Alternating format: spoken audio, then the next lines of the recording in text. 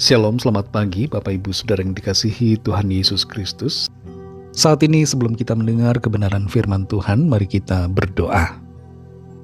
Bapa kami yang di sorga, Bapa dalam nama Tuhan Yesus Kristus, terima kasih kami bersyukur untuk penyertaan-Mu di hari ini yang memampukan kami.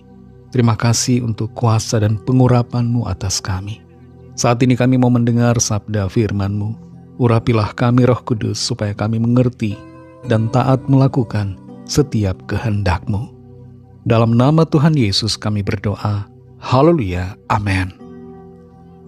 Saudara dikasih Tuhan, ayat firman Tuhan saat ini terdapat dalam Injil Matius pasal 27 ayat yang ketiga.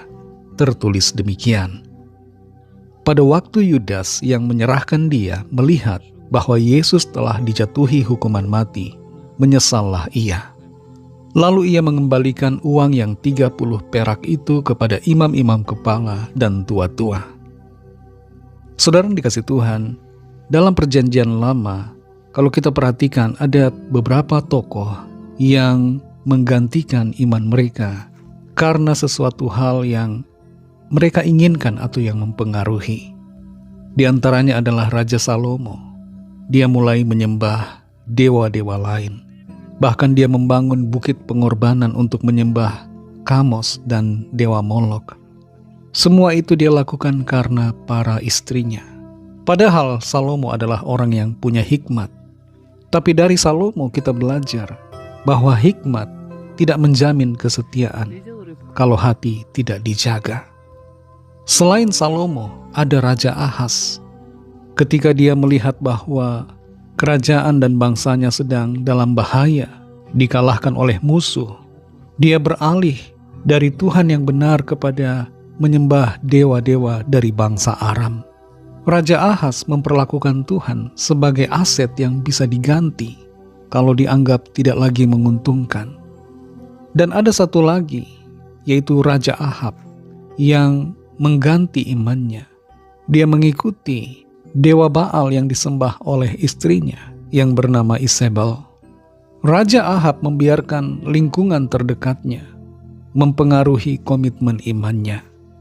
Dan dalam kehidupan kita saat ini, ada juga orang-orang yang sudah percaya Tuhan, tapi meninggalkan karena memilih untuk mendapatkan keuntungan. Dalam Injil Matius pasal 27 ayat 3 ini, kita perhatikan tentang Yudas. Yudas menjual Tuhan Yesus, dan jumlah penjualannya tidaklah seberapa sebenarnya, yaitu hanya sebanyak 30 keping perak.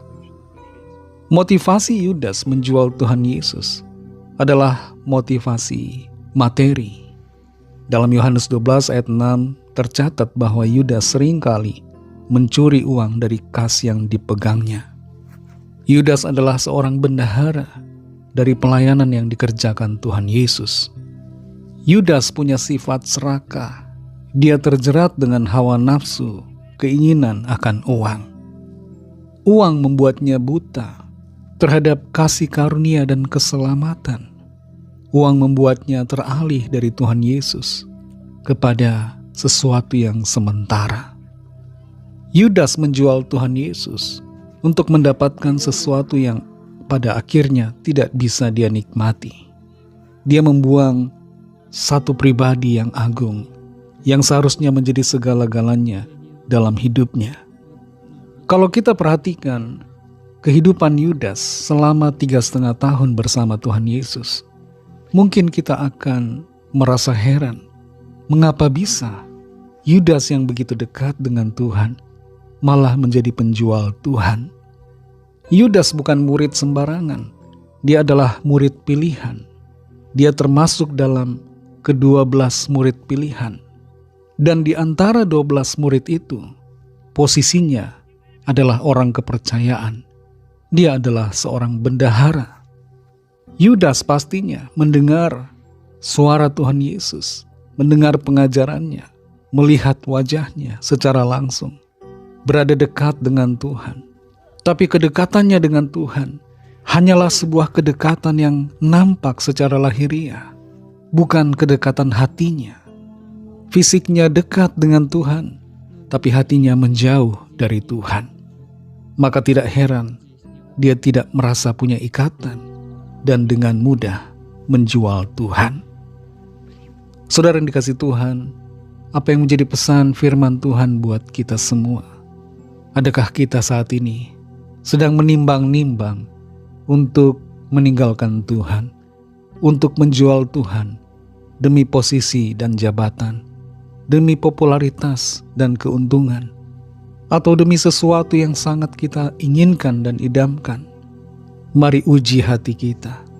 Sejauh mana iman kita kepada Tuhan? Seberapa dalam kasih kita kepadanya? Adakah kita sungguh mengenal Tuhan Yesus, atau hanya sekedar dan tidak begitu dekat dengannya? Mari kuatkan hati untuk selalu percaya dan beriman kepada Tuhan Yesus. Jangan tinggalkan Dia untuk yang sementara. Jangan buang kasih karunia keselamatan untuk sesuatu yang fana. Mari kita berdoa. Terima kasih Tuhan Yesus, kami bersyukur untuk firman-Mu yang sudah kami dengar saat ini, yang kembali mengingatkan kami untuk setia dan sungguh-sungguh mengasihi Engkau, mengikuti Engkau dengan hati yang teguh, tidak meninggalkan Tuhan, tidak menjual Tuhan, tapi sungguh-sungguh setia dalam segala keadaan. Pimpin kami Roh Kudus agar hati kami kuat selalu dan kami teguh melangkah di dalam kebenaran-Mu. Berkati kami Tuhan di sepanjang hari ini dalam segala tugas aktivitas kami, dalam studi, pekerjaan, usaha, pelayanan, dan dalam segala hal. Pimpin sertai kami jadi berkemenangan dalam segala perkara. Kami berdoa membawa setiap pergumulan kami masing-masing, setiap permohonan doa yang disampaikan. Lawatlah ya Tuhan dan nyatakan kuasa pertolongan serta mujizat-Mu bagi kami. Kami serahkan semua ke dalam tangan kasih-Mu. Dalam nama-Mu yang kudus, nama Tuhan Yesus Kristus, kami sudah berdoa dan mengucap syukur. Haleluya. Amin.